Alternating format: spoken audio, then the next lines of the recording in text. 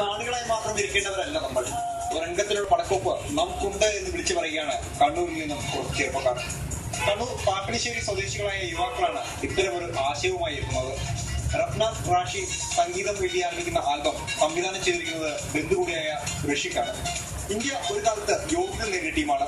കേരളത്തിൽ തന്നെ ഇതിനാവശ്യമായ ആളുമുണ്ട്. എന്നാൽ വേണ്ടത്ര പ്രോട്ടക്ട് നമ്മുടെ ടീമിന് ലഭിക്കുന്നില്ല. ക്രിക്കറ്റിനായി ചെലവഴിക്കുന്നതിന്റെ പകുതി ഫുട്ബോളിന് നൽകിയാൽ നമുക്ക് യോഗ്യത നേടാനാകും എന്ന് യുവാക്കൾ പറയുന്നു. എല്ലാവരും മറ്റുള്ള രാജ്യത്തിന് വേണ്ടിയിട്ട് ഓടിക്കുമ്പോൾ ഞങ്ങൾ ഇന്ത്യ എന്നൊരു ആശയം കൊണ്ടുവന്നു.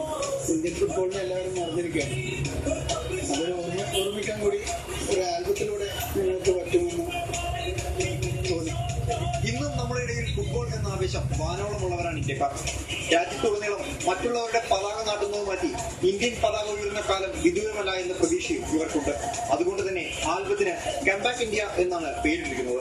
തിരിച്ചുവരവാണ് നമ്മൾ ആഗ്രഹിക്കുന്നത്. എന്തായാലും ഇന്ത്യ ഒരിക്കലും ഒതുങ്ങി നിൽക്കാതെ മുന്നോട്ട് വരണം എന്നുള്ളൊരു ആഗ്രഹം വെച്ചിട്ടാണ്. അതുകൊണ്ട് കംബാക്ക് ഇന്ത്യ എന്നാണ് നമ്മൾ ഈ ആൽബത്തിന്റെ പേര് തന്നെ വെച്ചിരിക്കുന്നത്.